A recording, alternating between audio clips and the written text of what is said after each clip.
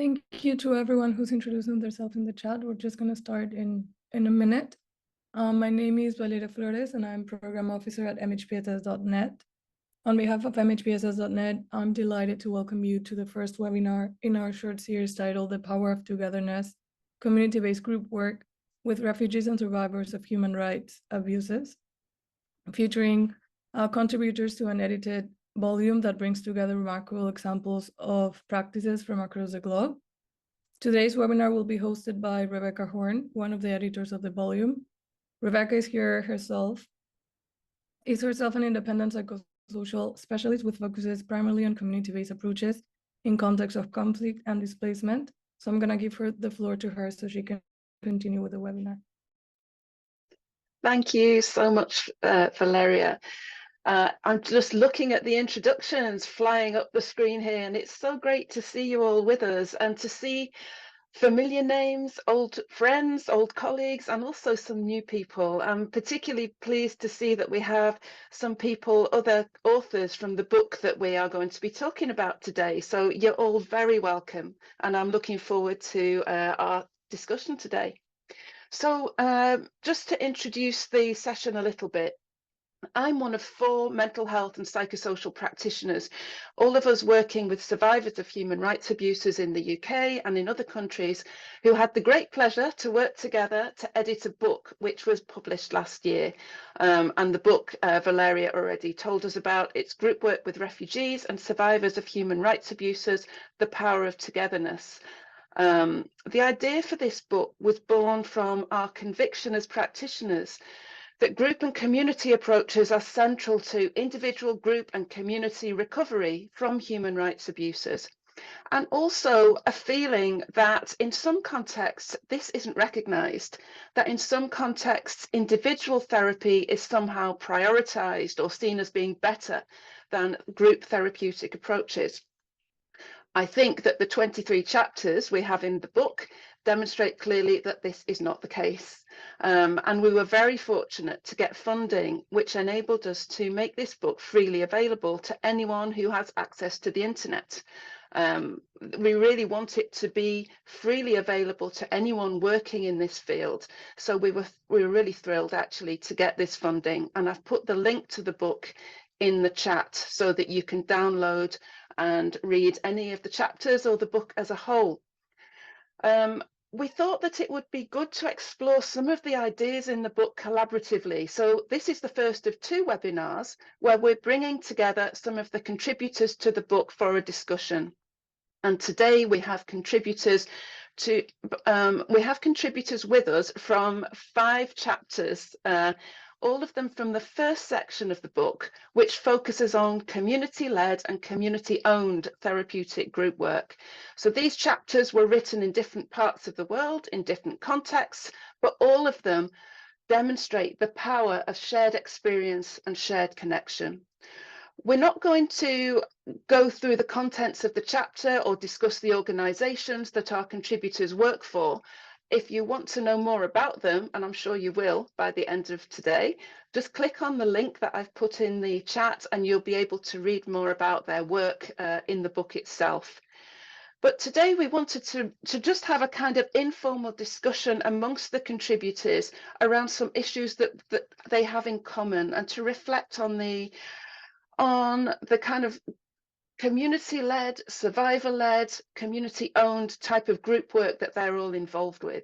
So we'll have that discussion among ourselves for a while, about 45 minutes. And then during that time, we'd encourage you to contribute through the chat. So share your thoughts, share your ideas, share your comments and your questions, because when we reach the top of the hour, we're going to start to look at your contributions, what you've brought to the discussion, and to discuss those things among ourselves. As Valeria said, unfortunately, we can't have everyone open their microphones. So please write your thoughts, comments, reflections in the chat, and we will come to them. Before we get started, I'm going to introduce you to the contributors we have with us today. It will just be a brief introduction because we have quite a few people with us and we want to get started with the discussion. But as I said, you can read more about them. in the book itself. So one of the chapters we have represented is about the Tree of Life program in Zimbabwe, and we have with us Lynn Walker, who's the director of the Tree of Life Trust Zimbabwe. Thank you, Lynn, waving. And we also have Eugenia Mpande, who's an experienced transcultural mental health and psychosocial professional and counsellor. You're both very welcome. We also have 4 representatives from a community-led organisation in Manchester, UK, Women Asylum Seekers Together, known as WAST. It's a big organisation, many women involved, and we're really pleased to have 4 of them joining us today. We have Rashida, Glory, Mariam, and Nika. You're all very welcome. We have a chapter in the book which focuses on community support after enforced disappearances in Peru, and there are several authors involved with that, but we're pleased to have the lead author with us, Miriam Rivera Holguin, who joins us from Lima in Peru. She holds a PhD from the University of Leuven in Belgium, and since 2009 she's been a professor at the Pontifical Catholic University of Peru, working in the field of human rights and community mental health. And we have, I think, 2 representatives, there may be 3, I've lost track now, from the community-based sociotherapy team who've written a chapter based on their work with Congolese refugees in Rwanda.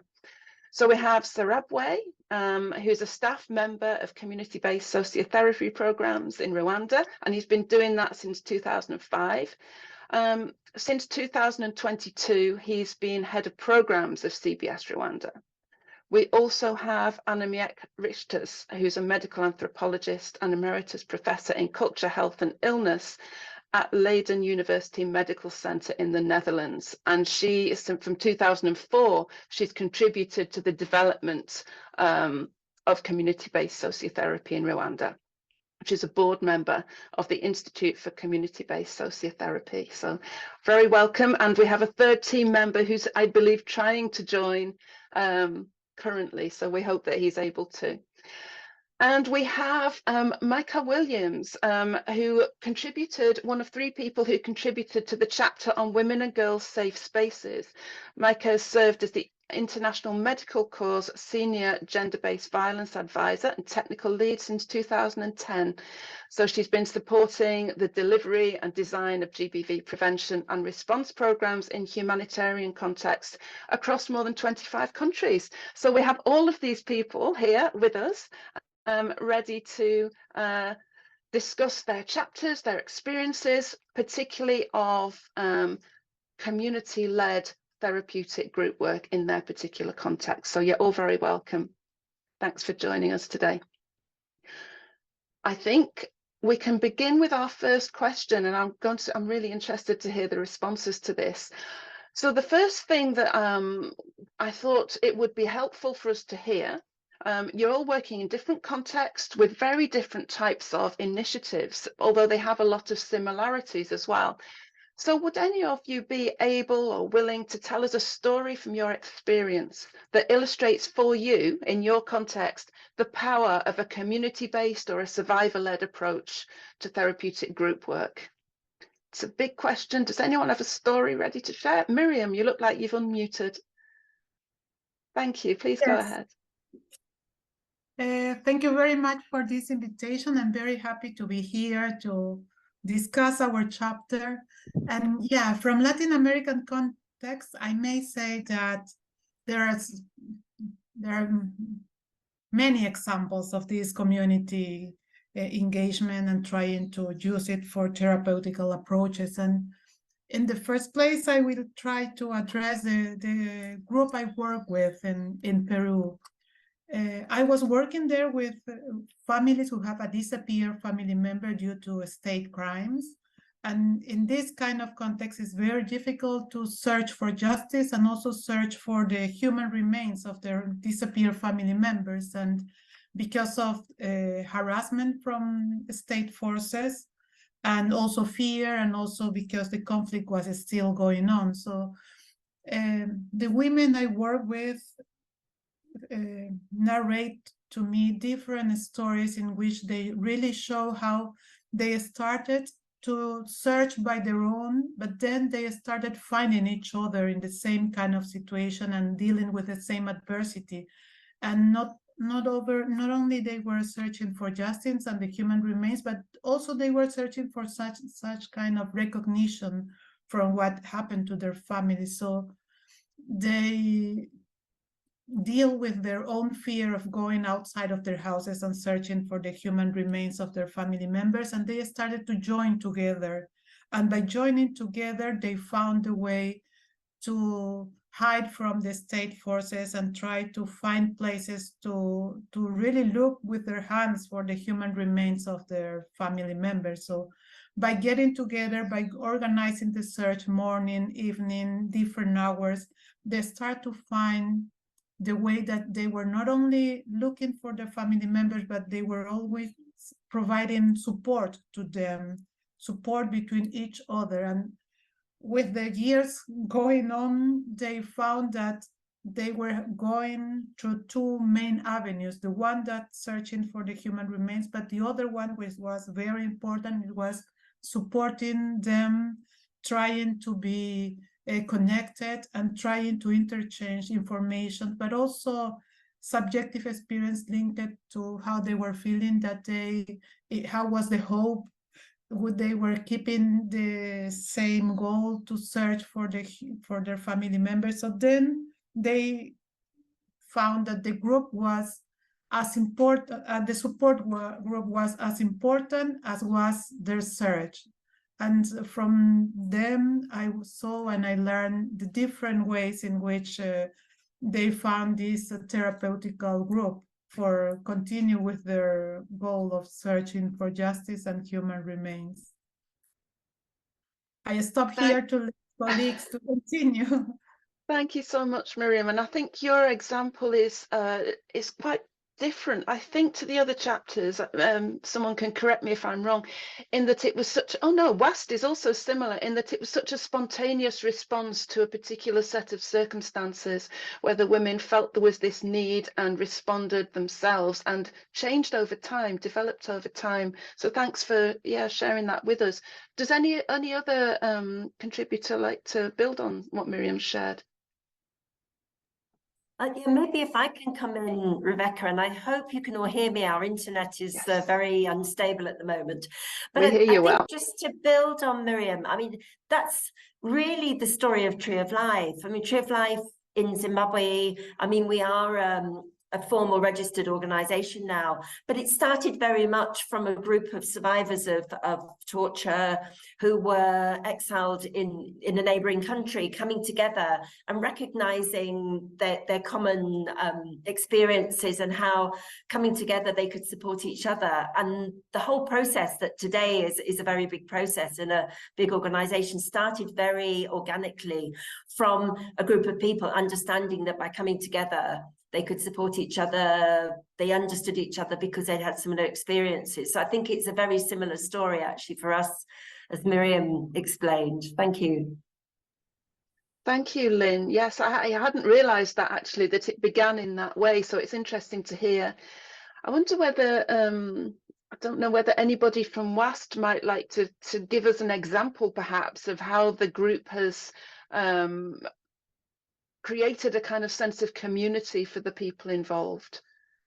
Yeah, I will go. Thanks, Glory. I would say my experience of Power Togetherness in WAS, it has helped women to build their confidence. Women in WAS, they come together and share ideas. It's a safe place for women to come, and they have a lot of activities for women there, such as choir, dancing, singing, because they come from different parts of the world.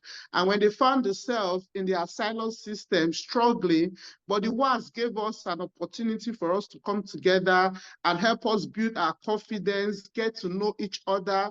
We learn different languages, and it helps us reduce the stress we go through during the asylum process.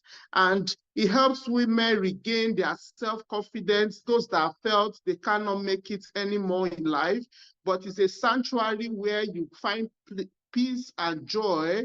So it's a gathering where we all can share our experiences, and WAS has given us that platform, and we appreciate them for that. Thank you. Thank you so much, Glory. Nigat, I see that you've unmuted yourself. Did you want to speak? Oh, we can't hear you.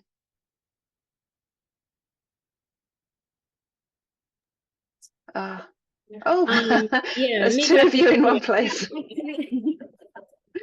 I'm sorry, actually, we are in the same office, so if I unmute myself, so it will be so difficult to hear. Great. Well, please go ahead with Rashida's microphone. Yeah, so I would share that WAST is a comfort zone for us, actually. When I joined for the first time, I was so upset that how will I connect with these ladies and what will we do? And there was a language barriers as well with us here. Like when I joined, my English was not that much good to communicate with the people. So I start taking classes with them, because that time we had English language sessions. So I joined that one, and then I was so like I had a lack of confidence to talk in front of the people, but they gave me the confidence that if you are here, what you say, we appreciate it. So whether I'm talking right or wrong, they appreciate me. They gave me a courage to at least talk in front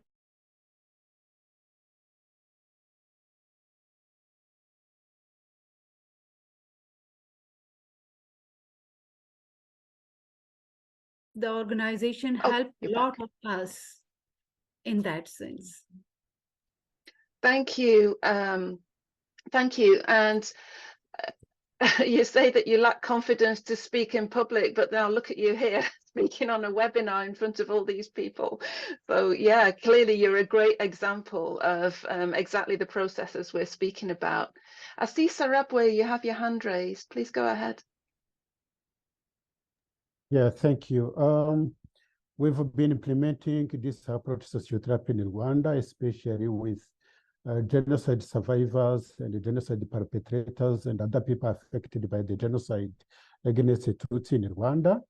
But also we implemented this approach with refugees from Democratic Republic of Congo, and the chapter is about this experience in refugee setting for refugees from Congo in Rwanda. The way I see, I can use one example we used in the book, is a man who in the Congo, his leg was cut, then he reached in Rwanda with this disability. And when he reached in Rwanda in a refugee camp, the wife and the children left him to stay alone. And life was difficult for him. He was wondering how to live. Some family members were not in the same camp, were stayed in the Congo or another far away camp, in a way that he couldn't see anyone around him who can be close to him, who he can talk to, and feeling ashamed of being left by a wife. Then he thought, I'm no longer a human, I can't connect to anyone, so I'm useless, I'm hopeless, I'm nothing. But when he joined a group members recognized that what they did first is showing him that he's a person. If he could share anything in a group, it is valued. Then he started to recognize that then I'm still a person, though I'm disabled, I don't have a leg, but I still have a brain. It is still function, I can still do something. Then this contributed to breeding his own confidence that he is still a human and he's still a family around. he still have a home around who he can talk to in any way, then this contributed to him to feel again a human, and he started to find things he can do with hands to make life possible. Then life changed from there. So what I can say that being in a group, being with other people, giving value to a person who was feeling hopeless, who was feeling unhuman, at least having some group member he can talk to, who can recognize that he's still a person, it is a contribution to rehumanization. Thank you. Thank you so much, Zimbabwe. I think that's a really powerful example, a real human story, and of the change that can occur through these sorts of initiatives. Do we have anybody else who'd like to share on this question? Yes. Yes, please, Eugenia.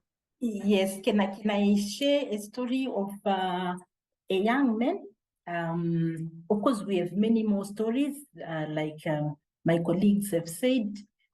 I selected this one in particular because it's actually something that we really think has benefited the community and has benefited the individual as well. So this is a story of a young man who was a political activist and of course experienced multiple distressing experiences. And of course, because of that, he was isolating himself and was very vengeful. And because of his stature, he would actually fight. He was a fighter and was well known in the community for criminal activities. So our team identified him, our team of community facilitators that had been through training and also benefited, and these are survivors as well, approached him and invited him to one of our interventions, which is the trauma healing and empowerment. He went through and of course benefited, went back to the community. They did a lot of follow-up done on him because he actually wanted to harm others. He would even take alcoholic, abuse alcoholic substances and things like that. And then after some time, there was a lot of improvement. And of course, our community facilitators saw the potential of him becoming a community facilitator. He also expressed the need to help others. He went through our more than 2 years training and then was then able to go back to the community, started working with other survivors. And of course, initially the community didn't trust him because he was well known for all those other things. But with time, they realized that he had transformed and he inspired quite a number of other young people. And then, yes, because of ongoing work, even during election periods, you know, he would support the community, organize and, you know, transport people from their community to get medical treatment and other things. And of course, after so many years of doing that, and in preparation to the last election that we had in August, the community decided, invited him to actually stand in a public office as a councillor in one of the wards that had experienced a lot of organized violence and torture in the past. He accepted the invitation, and of course the community helped him to campaign. And he won as an opposition activist, and he's actually representing that ward as we speak. So this story actually demonstrates quite a number of the power of group work, the power of connection, the power of working together, as well as the promotion of personal agency, and again, resilience, and the need to work with others so that he can actually continue to get connected. So this is a story that we are actually celebrating as we speak, because yeah, he is a ward councillor as we speak. And of course, like Lynn said in the past, all this started organically, and now he's in a public office representing the community. Yes, that's a beautiful story, Eugenia. Thank you so much for sharing it with us. And this story and the others that we've heard make me wonder, what is it? You all have slightly different approaches, but what is it? What are some of the key factors that make this community-based or survivor-led group work approach really effective in the ways that you've described? And I'm also wondering, are there any factors that can derail it or can make it less effective? So I'd like to know kind of your thoughts on that, if anyone's ready to share.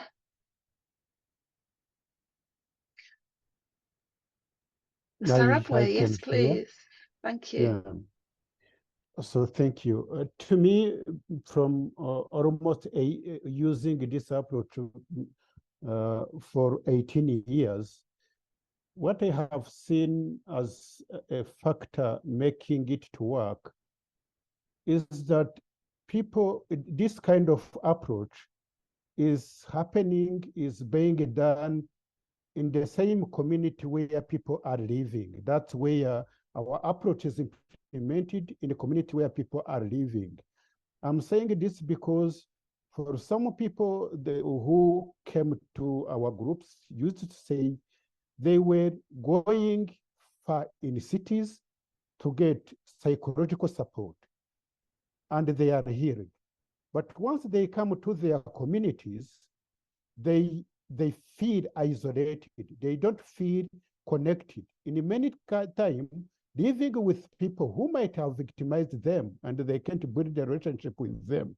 So this makes them relapse. But this kind of approach, first of all, which is happening in their own community with other community members, and once they build this togetherness and support, even after the end of this kind of intervention, they continue this kind of bonding and support.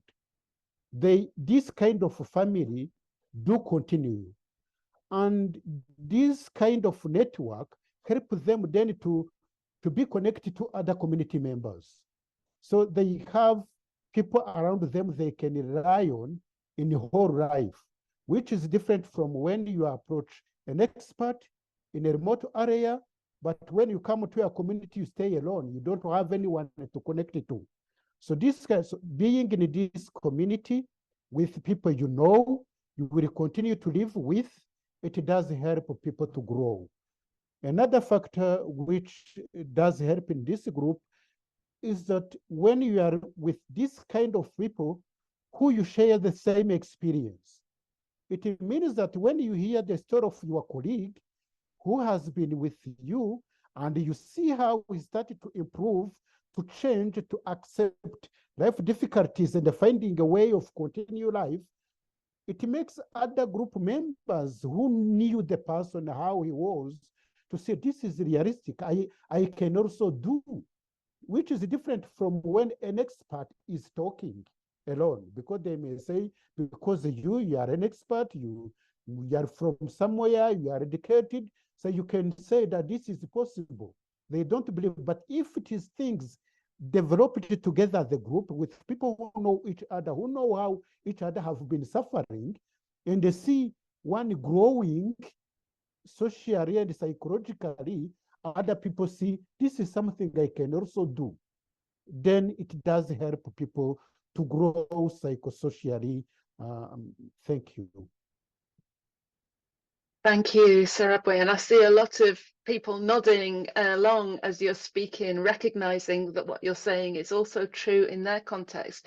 And it sounds to me as if, it's really about these approaches being integrated into people's normal life, not being a separate thing that people go and do and then come back to life, but their life and the approach, the therapeutic approach, are so integrated that they can't be separated. I agree, Ayomide, it's very powerful.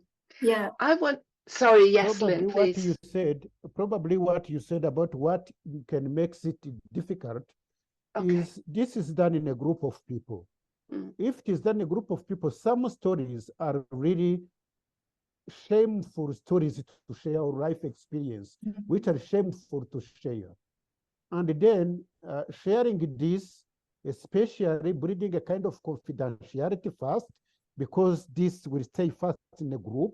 It is difficult, and some people may hesitate to share with others this kind of really very shameful life experience. It can inhibit, it can stop kind of sharing, then stop the process of healing.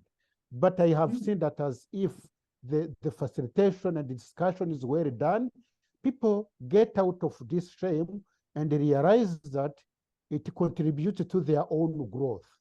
Thank you. Thank you so much. I see that Lynn and Eugenia were about to come in, so let's go to you first, and then we'll come to you, Rashida. So Lynn or Eugenia. Let me quickly say something, and then Eugenia, I'm going to hand over to you because you've got such a wealth of experience. But just to pick up on Sarabe's comment about the fact that you're in a community, you know, where people know you and you have a common experience, that is so powerful in our work as well. And we have so many people who go through our process who say, I thought I was on my own, I thought I was the only one. And yet, even my neighbor went through the same thing and I never knew. And that's so powerful. But to add on to that is also, it's not just that, it's actually building on the resources within the community and the knowledge within the community. And what you find through sort of working in groups is people actually begin to realize that they have the resources. I mean, in Zimbabwe, there are very sort of strong cultural understandings of what well-being means and what healing means, and it isn't very the same as, for example, a Western kind of approach. And so building on that and giving people kind of, yeah, opening their eyes to the fact that the resources are there, that they have the tools, is a really powerful part of the group work. But Eugenia, I know that you've had some really good experiences about overcoming that drawback that Zimbabwe was talking about, because we do a lot of work with survivors of sexual violence. So I know that you've got a lot of experience of how we overcome that drawback. I'll hand over to you. And yes, and thank you so much. It is important to do this work in their space, in their time, in their community, and also doing it in a very respectful way, listening to what they say. Okay, and then also using power carefully. Power with works better than power over. And of course, ensuring that there is inclusivity. Okay, so yes, there are some marginalized groups that are there. There is also need to really be careful and listen to, you know, how they want to be involved. Do we want to mix them, or do we want to work with them separately? Are they ready to actually work with mixed groups? So all that is very important. And of course, the need for us to de-roll. Yes, like Sarabwe was saying, if you go into the community as a professional, then it becomes very, very difficult. Communication is key in this process. And of course, it should be very open, and it should also facilitate reflections. There is also need to identify some of the harmful cultural practices and as well as positive ones. Yes, how do we then promote this and sort of discourage those that are harmful? It is something that we cannot do hurriedly. We actually need to move in carefully, gradually, and build trust. Trust is key in these processes. And it's also important that we respect the community. When we're going to the community, we wear the kind of clothes they wear, we dress like them. Okay, we also look at, okay, what do they eat? So we need a lot of knowledge about the communities that we are working with. And of course, being led by the communities themselves. And of course, yes, Lynn, we have learned that if we go in as experts, it doesn't work. And if we try and prescribe solutions, it does not work as well. Now, the power relations really need to be looked at. And then we also need to look at, okay, how do we support these groups to form? And if we don't do that, then it will derail the processes. Over. Thank you, Eugenia. And Rashida, I see you've been waiting patiently. Can we hear from you? Yeah, so what I have to say is that indeed there is greatness in coming together. I felt empowered with my group. When I felt lonely and stranded, I was alone on myself. But because of the group coming together, like, empowered me so much. There was things I thought I couldn't do, but the group say, no, you go get it. Like, you are worth it. Like, appreciate your ideas. Yeah, so that feeling is, I think it's very great. And empowerment, it's one key factor that every group should exhibit. And again, respect each other. All the like, we have so many different people in our group all over the world, and we respect each other's opinion. Though sometimes, if your view is not respected, like, as adding to your problem already is gonna make it worse. So that group, it's actually very good. That's what I have to say. Thank you so much. It sounds like the encouragement is key for you, just having this encouragement of a wide group of people who may be quite different to you. And maybe we'll have a chance to speak in a while about the challenges of having a very diverse group, you know, and trying to find a common ground, because that would be interesting to hear about. But yeah, Miriam, shall we come to you next, and then to you, Micah? I was interested, Miriam, I was reading your chapter earlier, all of the chapters, in fact, and I don't know what you're going to say, but around the challenges, I was interested that you were talking about the challenges of idealizing peer support and making it sound kind of perfect, when of course we do have these jarring sometimes issues that can occur, and the need to oxygenate from the group. But maybe that's not what you're going to talk about, so I'll hand over to you. Thank you, Rebecca.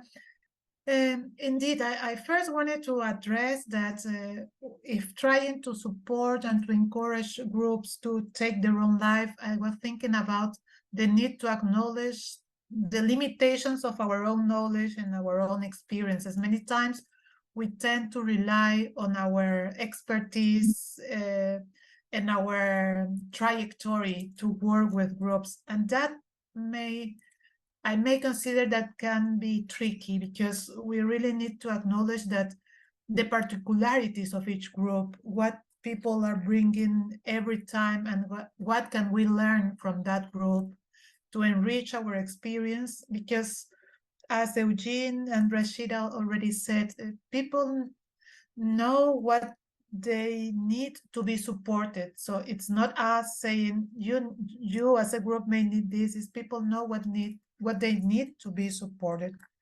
And yeah, I think also on this, and when we are accompanying groups, when we are encouraging groups, we need to have always a red light. And this is what I wrote at the end of our chapter, because many times we romanticize the idea of group work, and that is a problem, and that may lead the group in a tricky direction. So I may suggest that we need to always question ourselves critically. Is okay, this is group work, people may know what they need, but also we need to consider that there may be some kind of needs that people also cannot see, and that we can maybe, especially I'm talking about people with clinical needs, that then we have to be aware that there may be other organizations that can provide services that can benefit people when they have a special support needed. So that's always something that comes to my mind.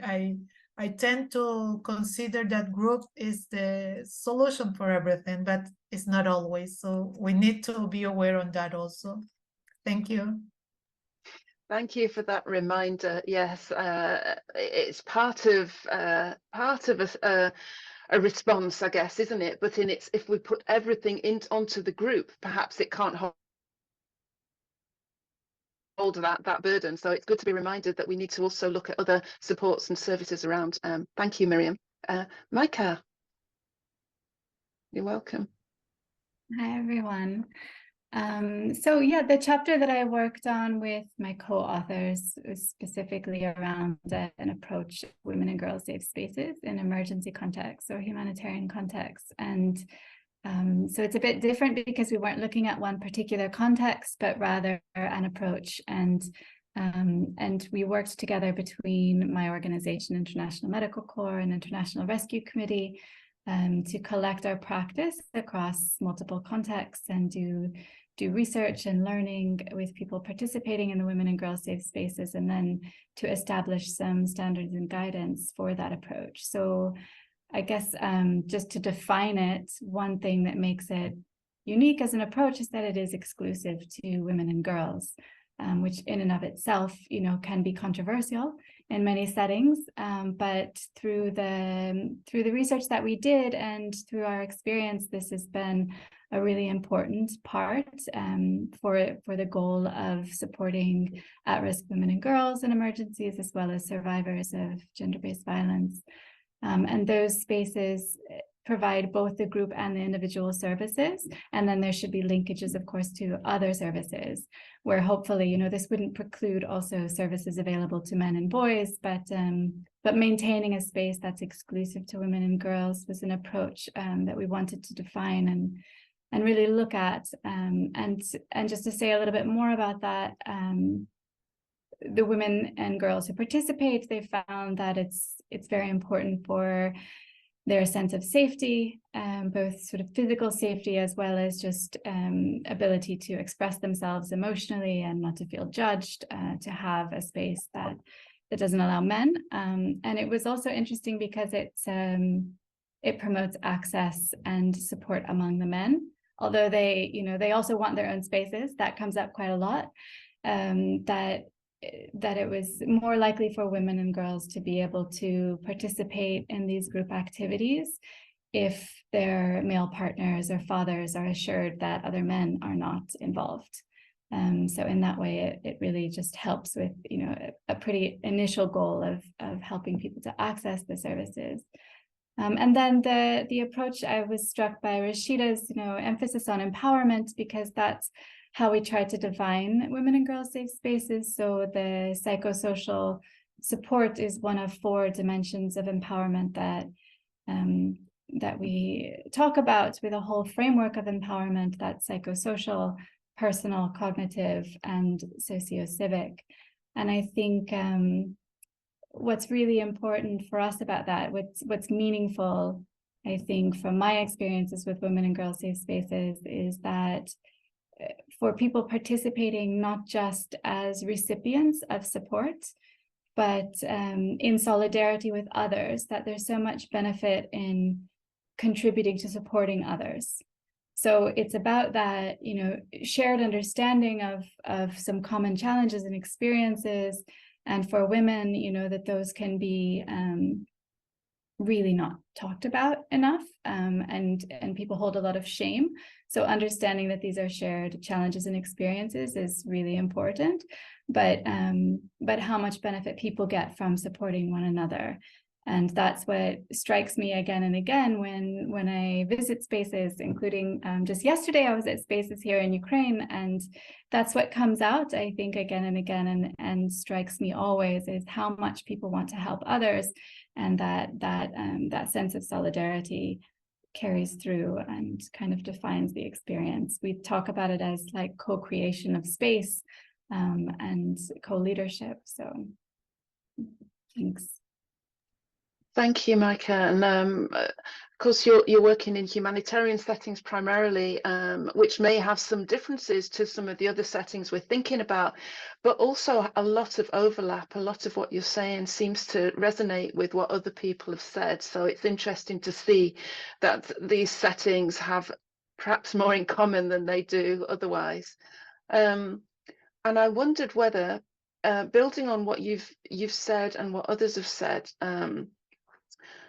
Well, firstly, let me say, I saw that Ananda had posted in the chat. Please do share your thoughts, your questions and whatever, because we will soon, in 10 minutes or so, be starting to look at those and to discuss them among ourselves. So please, this is your opportunity to contribute to this discussion. And we're looking forward to hearing your thoughts. But I'm wondering whether in these last few minutes, I guess, some of you you're in humanitarian settings there, Micah, and others of you are in situations where there's political instability, where there's other types of challenges and problems in a broader sense. And I wondered whether there are any situations where you might advise against this kind of community-led, survivor-led approach, whether there might be any risks or any downsides in certain situations.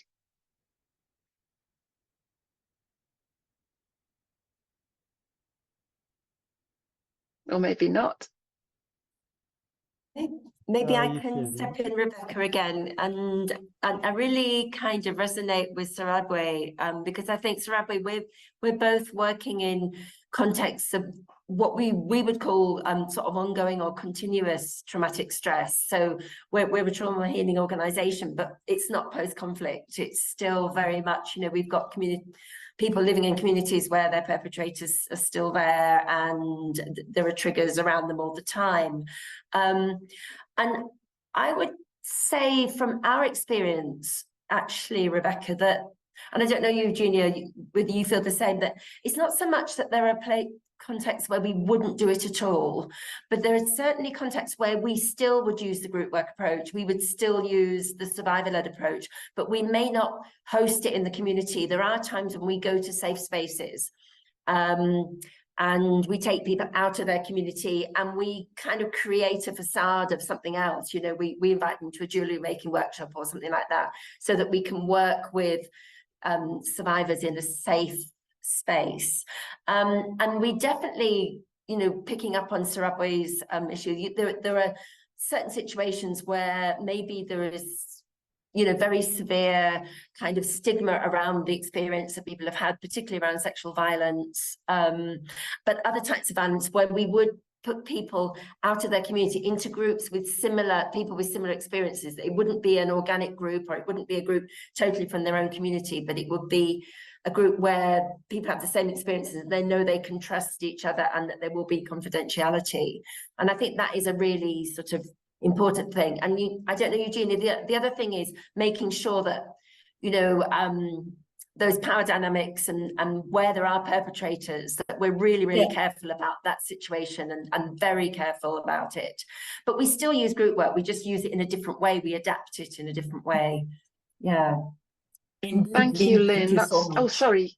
Yes, Eugenia. Sorry. Yes, Rebecca was saying, indeed, Lynn, thank you so much.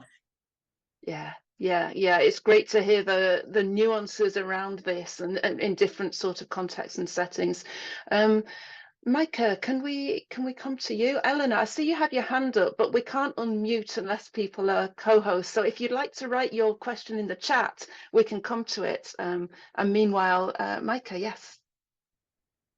Yeah, I think, I mean, it's an important question for humanitarian context, whether this is always safe. And I certainly, I mean, I work with an international organization and don't believe in imposing a certain approach. It really needs to come from the community and be owned by the community.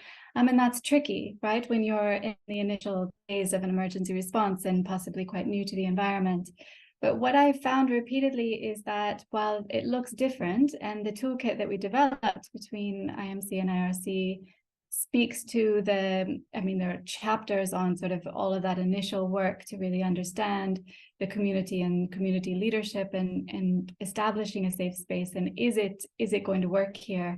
But again and again, we find that somehow it's possible to bring women and girls together. You know, it looks different in every context, but it's sort of universally wanted in emergency settings, because universally women and girls do face particular risks and forms of discrimination, although there's diversity among them, that there are some common experiences there, and that those risks escalate during emergencies, their mobility becomes more constrained, and they have, you know, increased responsibilities with caretaking, etc., and so forth. So yes, again and again, it is wanted. It's really just a question of how and what it looks like, and getting the buy-in from the community and the men and the leaders. But, you know, like almost 15 years ago, I was told that it definitely wouldn't be possible in Iraq, for example. I wasn't told that by the women, I was told that by others. And, you know, if you look now in Iraq, the women and girls safe spaces are thriving across the country. It certainly was possible. Our biggest challenge right now is maintaining some women exclusive group work in Afghanistan, which is just a, you know, particularly extreme, challenging environment. But for the most part, I do think that some form of this is always possible. Thanks.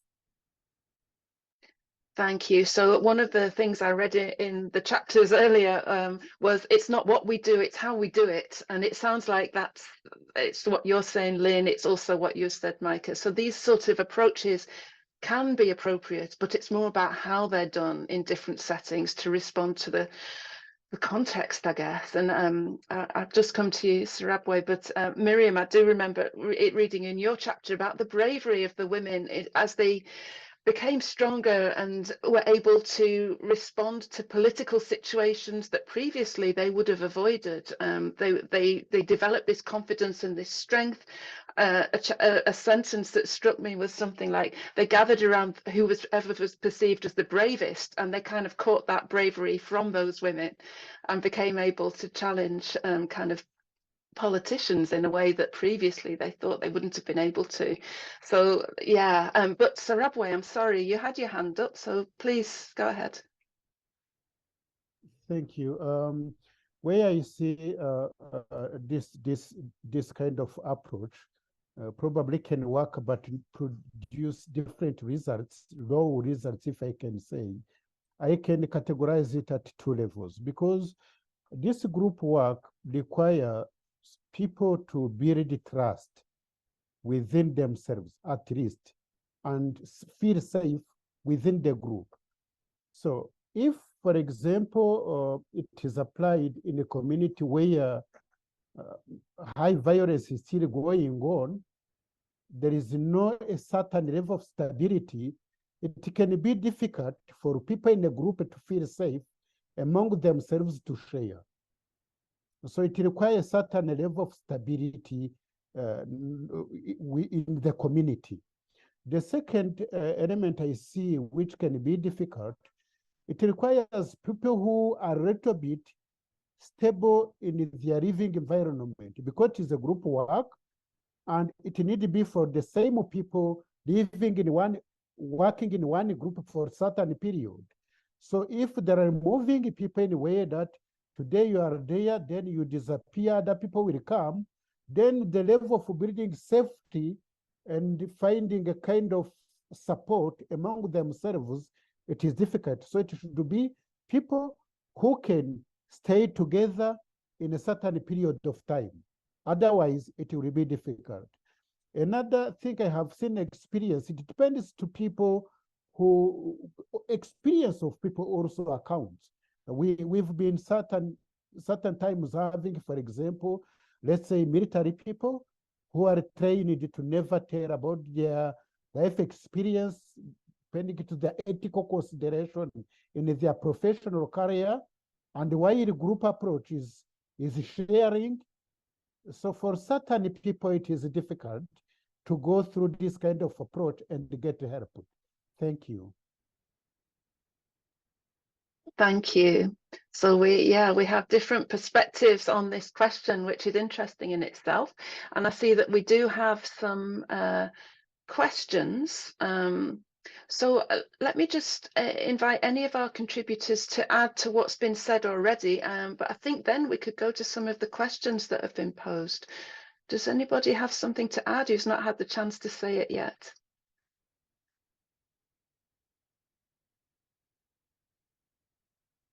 No. Okay, so let's see. Where? Okay, I think I was looking in the wrong place for the questions. Thank you to those of you who have been engaging with what's been said. I've seen the popping up kind of interesting comments and encouragement and some questions. I've not had a chance to read them carefully, but I see there are some there. So let me, Micah, are you ready for a question directed to you while I look at the others? So the question, thank you. Sorry, go ahead. Did you see it from Moses Mukasa? Well, Yeah. Hi, Moses. Good to see you here.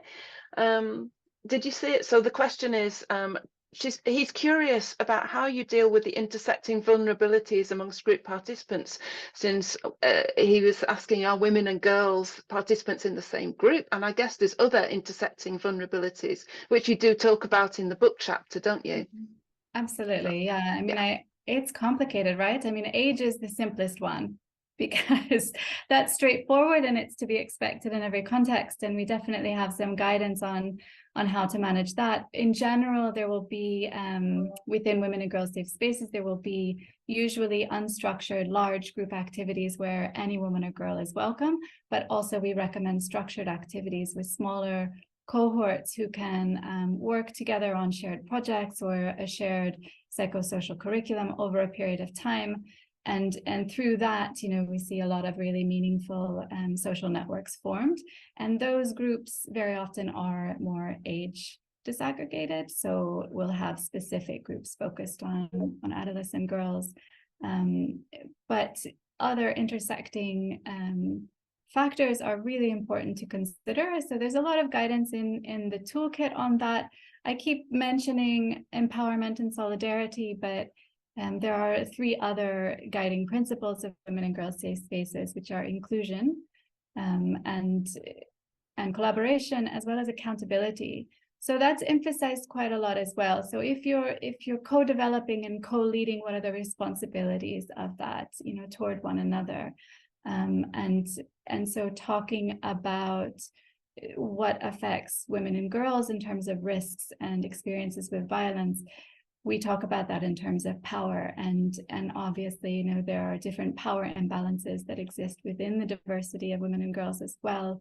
And so it's really important that group activities are attentive to that, and that we ask members, and we call people who visit safe spaces members, that they're attentive to that and that they're accountable to certain principles while they're in the space. But it's certainly very tricky in some environments, I would say more than others, you know, when there is a lot of mistrust within the community or sort of political tension. And so it just requires like a lot of attention and navigation, I would say. But yes, I think inclusion is a very important principle. And I guess also just a final note that we don't have to share exactly the same experiences to express solidarity. You know, that's not really what the principle is about. It's not about like we've been through exactly the same experience, because no 2 experiences are exactly the same. But it's really about recognizing that that others have needs, that we all have the capacity and resources to help one another, and kind of emphasizing what we have in common, and then respect for diversity is important. Thanks. Thank you so much, Micah. And Rashida, I see that you've posted a response in the chat. Would you like to open your mic and tell us more about that? Or not? We'd love to hear your thoughts. Okay, so I was thinking about high risk of violence if in a group. So if there is a misunderstanding in working together in a group, it can be a distraction. Yeah, so in a group, we need to stay together, if like try and solve things together, understand each other, just so if in case there is a misunderstanding, know how to solve it and go about it to promote a stable togetherness. Yeah, thank you. Thank you. And I think that links to some of the questions from others. Oh, sorry, Lynn, please go ahead. Yeah, thanks very much, because I think it's quite interesting. Tree of Life is a kind of complicated thing, because we work with groups of people, but we have groups of people working with groups of people. So it's a multiple layer of groups. But you talked about the how, not the what. And for us, one of the really important things are the soft skills of the groups of facilitators and how they deal with those conflicts. And it's really interesting. We're often asked if we can have the training manual. We don't have a training manual because it's not what you do, it's how you deal with those really tricky things as groups of facilitators, how you support each other when there's conflicts within a group setting, how you actually pick up when maybe one of the group has actually triggered that and the other facilitators come in to support it. So I think it is really, really important that those nuanced skills and investing in the skills of the facilitators of the group context is so important to actually address those. And there will be lots of times when things go wrong, but it's how you address them and how you respond that is so important in the group context and can really strengthen a group if they come through a conflict and deal with it and come out the other side still together. It's a really important empowering tool. Yeah. I think that's a great point, Lynn, that very often we kind of try to avoid these conflicts because we think that it's going to be a problem, but in fact it could be if it's managed well. Those conflicts can bring people closer together, can't they? So it takes some skill and some confidence in order to feel like, okay, we can handle this, we know how to manage this situation, rather than to avoid it. So thank you for making that point. I'm seeing some of the questions which I think well, I'll read them just in case people have, it triggers some kind of response from people. So Ananda's mentioning that lots of the groups that we describe have similar backgrounds and shared experience, whereas others have people from very different backgrounds, some with similar experiences and some that might be different. How have each of the groups dealt with this question of difference between members? And I think we've touched on that slightly, but maybe people have something to add. And Hayley has this same question, especially where there's been conflict in their home communities, how this dynamic might be managed. And Ruth wonders whether there might be a need for a minimum level of cohesiveness or similarities in order to create this sense of trust and safety. I think that you were mentioning, Rashida, it's so important to have that sense of trust and safety, isn't it? And does there need to be a minimum level of similarity in order to create that? Does anyone have any reflections on those issues? Those questions, I mean. Yes, Miriam. I may add something additionally on this because in the work I did, I also found this that was additional when they live in their own countries, that marginalization and stigmatization is added. And many times also the human rights abuses are not considered part of the discussion in society. So people with these experiences felt that they are left behind intentionally. And that adds a challenge to work with groups. But also sometimes in this context, we find or we identify people that have a lived experience that would like also to join and be part of the group activities, but sometimes from a different role as facilitators or as discussants. So that's also something we can consider an opportunity and experience resources from people from the hometown to try to join this kind of groups.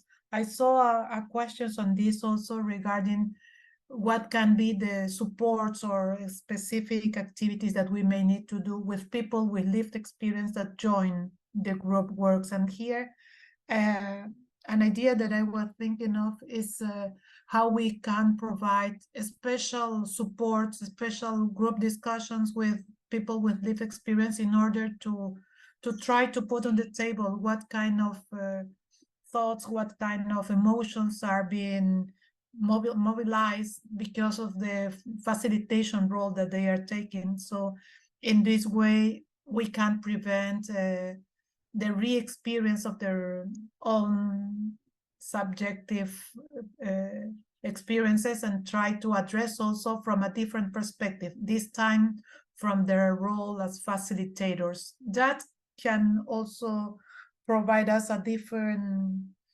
domain to work and to try to bring local resources, but taking care of them also.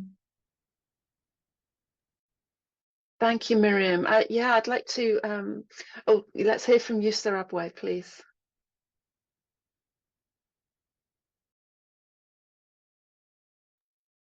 On the question about people coming to the same group while they have the different or the same life experience. So when we talk about experience, it has different connotations, because in my experience, we've worked in some refugee settings where refugees are coming from different countries or different tribes. So they have different experience of suffering. It's different. What is common is that all of them are in a refugee setting. That makes a commonality. But it doesn't mean that the cause of suffering, yes, it is violence, but in a different way and in different communities.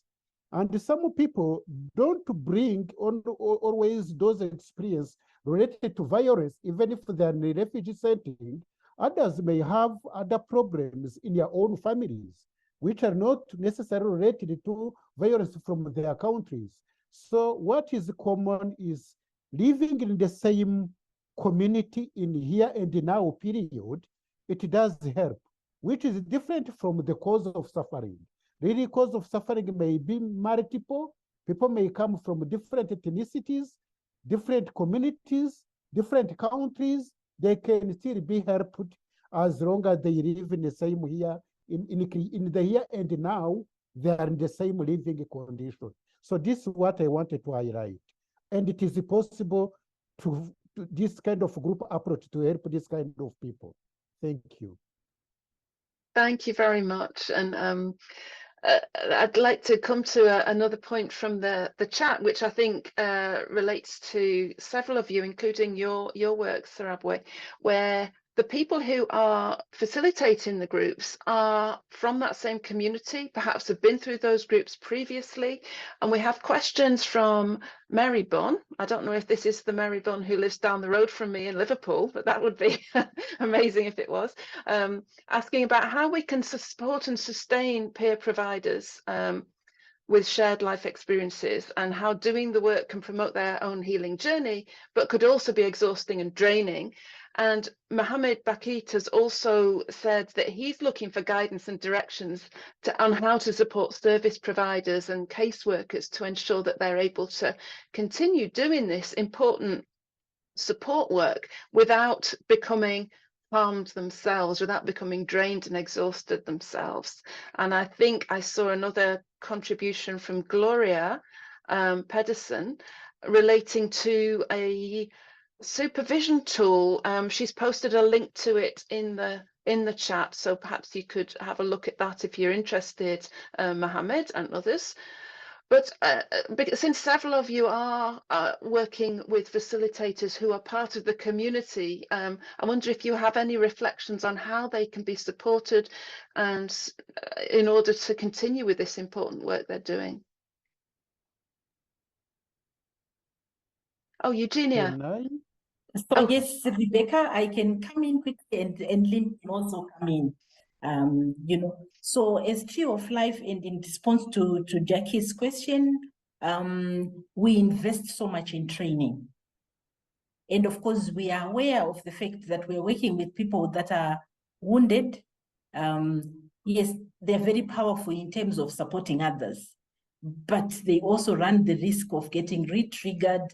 And so, yes, we do train them over a very long period of time. And of course, we do what we call talent management. We don't assume they're all at the same level. They are at different levels, and we try and create this support at community level. And of course, they are supported by our core team, who are survivors. Most of them are survivors, but we also have structures within the community that enable this support to go on. And we do have reflection meetings where we actually get to understand their needs, we identify gaps, and then we come in and support. And we do have self-care is very key. We have programs, structured programs to promote their self-care within their communities. And of course, we also have referral pathways where they can actually refer, where they can get referred, and all that is helpful. Lynn, you can come in. And yeah, it's great, Eugenia. I mean, Eugenia and her team, I mean, part of the way we develop our training process is to make sure that there is that support for survivors within the group, and that they get that support. I'm the director of Tree of Life. My job is the resource mobilization, and we're very clear with our funders that we have to have a budget for care for caregivers. We cannot do the work without acknowledging that the people who are facilitating need care, and it's a very clear message that we send out, and I send out as a fundraiser, you know, that you can't cut corners on this. It's really crucial. And what we find is that over time, people, who do facilitate, who are survivors themselves, who need that support from time to time, then recognize it in other people in the community, and they will come to us and say, I'm a bit worried about so-and-so. I think, at this moment they need help. So they become a kind of referral mechanism themselves. And so that group process kind of reinforces itself. Yeah. Thank you. Thank you. Yes, Zimbabwe.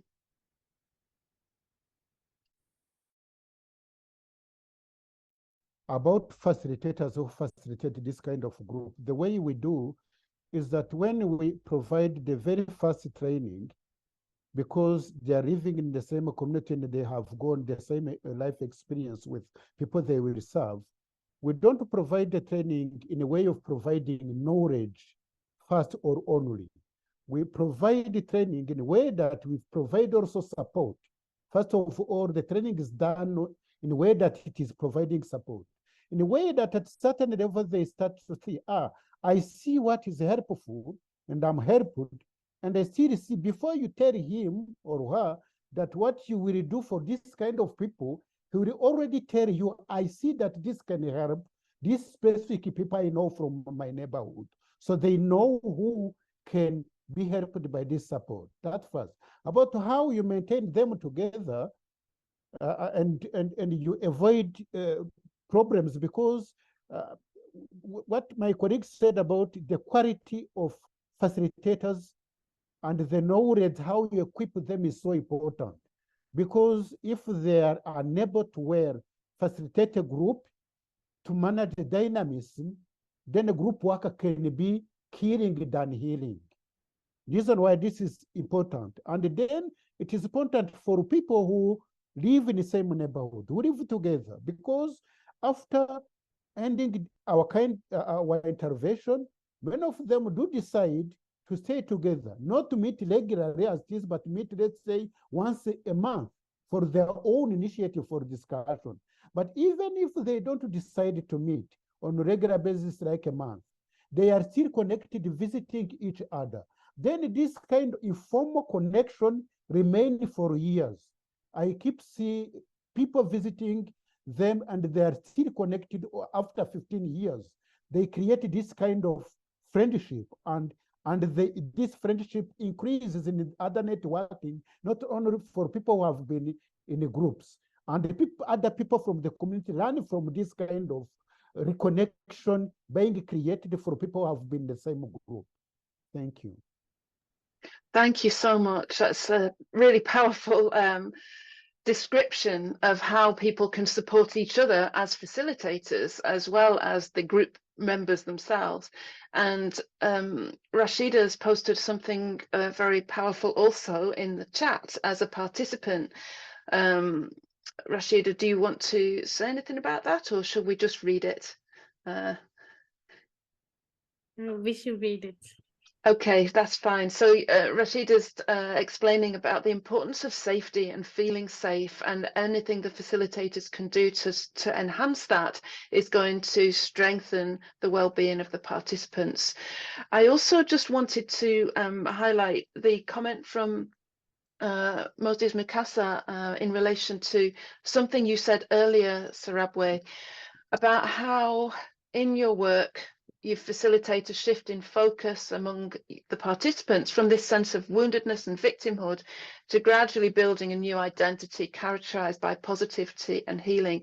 And actually, when I was reading through all these chapters again this morning to remind myself of the great work you're doing, one of the notes I made to myself is the shift in so many of your examples, and also what you said earlier, Rashida, the shift from feeling a victim to becoming an activist, actually, in many cases. An activist in terms of political activism, and that's the case for some of the people that you've written about, or in the case of supporting others who have been in similar situations but not had the opportunity to address the issues that are affecting them. So this shift seems like such a powerful thing that comes through so strongly in your chapters and in the descriptions you're giving just now.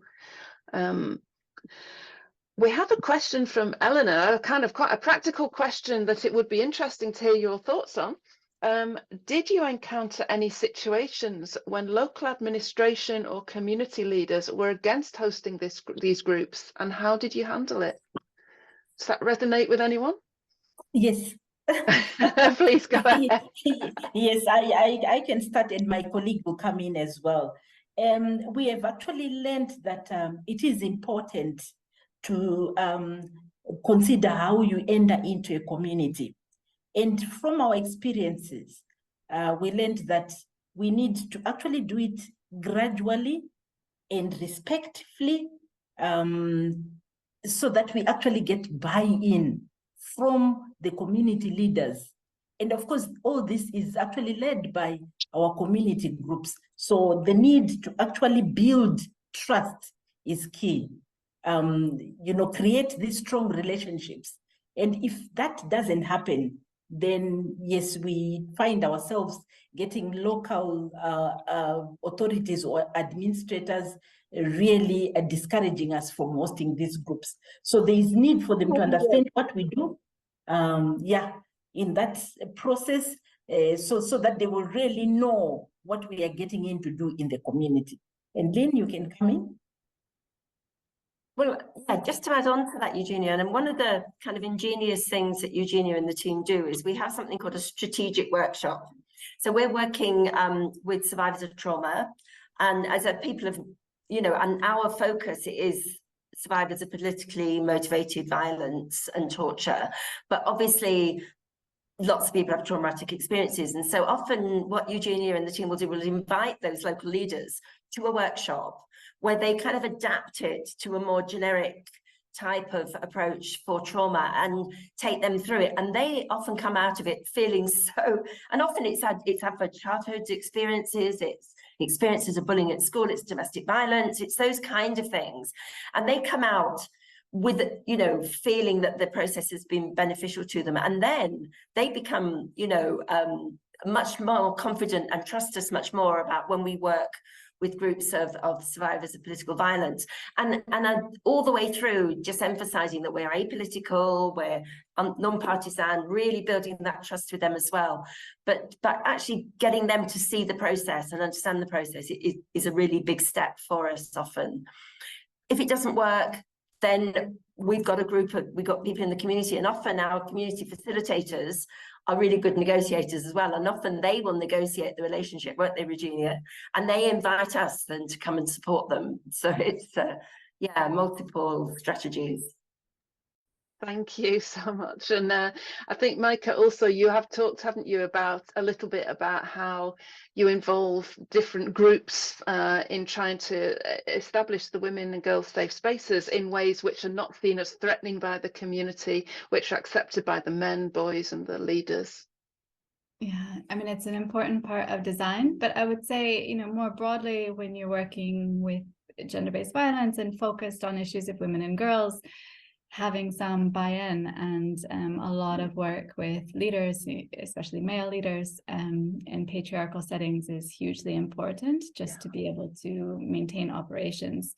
But I also think it's not just at the beginning, right? I mean, it's a constant relationship. We actually, my organization, we developed a whole separate toolkit just focused on working with community leaders for GBV programming at large, including women and girls safe spaces, because it's such a key part of our work. And we've faced resistance, in different locations. We've had women and girls safe spaces attacked, destroyed, you know, so maintaining those relationships and dealing with the sort of rumors that can take hold in positive ways, because, you know, that can spread very quickly. And when you have what you think is like really good community buy-in and acceptance, it can actually shift in unstable environments pretty quickly. So yeah, it's, you know, not to blame teams for anything where things go wrong, because it really doesn't take much, you know, for someone to take such a negative action. But it's something that, like, we've also worked internally with our organizations, and we don't just implement these directly, but also with partners, looking with security teams in humanitarian settings at the particular risks of doing this kind of programming, because it's not the first thing on their radar when they're thinking about vests and cars and compounds, and you know, that it's really like a different it's a different thing, and there can be perceived threats. I know one of the approaches that some very conservative communities take, the teams will work with the women, and the women decide together to invite male leaders and men representatives on particular days to the women and girls safe spaces, just to see inside and kind of, you know, demystify any confusion or questions about it, and yes, to sort of take them through, this is what we do here, so that they can hopefully be the champions of the space in the community and address questions, because those questions usually come up men to men first, and if we can hear about them through male allies and leader allies in the community, then we can address them more quickly. Thank you very much. Thank you. We are getting a little bit short of time, but we have a great question from Kabe, and I would like, since we are short of time, I wonder whether WAST might be able to respond to this from your position as a self-led group. So the question is, how do you encourage and reassure community members to join support groups? What steps do you take at the beginning to achieve that? How do you make community members feel safe and comfortable to join a group? And how do you elaborate and illustrate the rights and duties of each party? So I don't know, WAST members, whether you have experience of encouraging and reassuring people, women, to join your group and help them to feel the kind of safety and trust that you've described.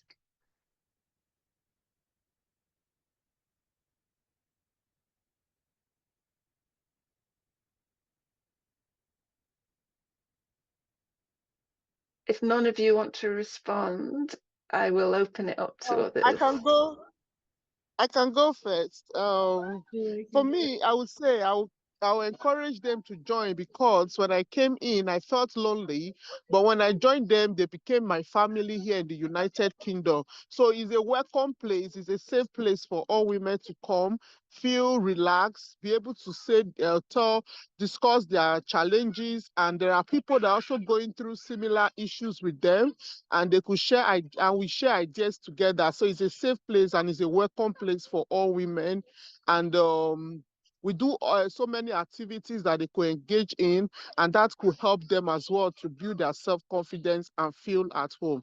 Thank you. Thank you, Glory. So you would share your own positive experience of being a group member. Okay. Oh, Rashida. Yeah. Also, we all feel safe because we are all included in the group. Yeah. So the group, it's form of management, and the women themselves become the management. Everybody can become. So all of them feel safe and their ideas are included. So when you are like, we all feel safe, that's how we feel. Actually, you just want to say something. Oh, hello, hi, sorry. Hi, Just Eunice. back, yeah, supporting this amazing woman. Thank you. My name is Eunice. I'm WAST coordinator. And sorry, I just chip in. So in regards to the question that you asked, as Rashida had just said, WAST is a self-led organization by the women and for the women. So for a woman to join in, usually it's a word of mouth. And then also, you know, most of the women are in the same accommodation. So somebody will come and they say, oh, I am in this accommodation, this organization, would you love to join? So through that, then we started having lots of people coming in. And also through where the, other agencies like the GP, support workers, and other organizations that we are partnered with. So it's a kind of a safe place. When women come there, they feel like, oh, we are sharing the same thing in common. So I feel like safe to share whatever I have in mind, and which is the main focus of what it's about, for women to feel safe, to share their mind, whatever they are going through. And it's so amazing that we have the listening ears to listen to these women, what they are going through. So that draws a lot of people to come to us, because they feel that if they come there, they won't feel isolated. They won't feel that they are the only ones. Sorry. They won't feel that they are the only ones, they are alone, but they feel part of their community or a family. Thank you. Thank you so much. It's great. That's a great way to close our discussion. And we are having to close the discussion, unfortunately. We've come to the end of our time. It's been fantastic, and I think there's lots of issues we could explore further. Thank you so much, everybody, for joining us. Our contributors in particular, of course. It's been great to see you and interact with you this afternoon for me. But also participants, I'm sorry we couldn't hear your voices, but your engagement through the chat was fantastic and raised issues that we could explore further. Thank you for that. MHPSS.net will be sharing a exit poll, a sort of a little evaluation. We'd like to know how you found this experience, and in particular we'd like to know, because we're going to hold a second webinar on the 18th of October, and that will be with still focused on the book, but it will be with a second group of authors, a second webinar with authors who contributed to the body and soul section of the book, which talks about using nature and gardening and football and yoga and all of these things. And the Together Through Talk section of the book, which is about therapeutic group work, where people share through conversation and structured discussion. So that will be the same time on Wednesday, the 18th of October, and we really hope that you'll be able to join us for that. So thank you again. We hope to see you soon.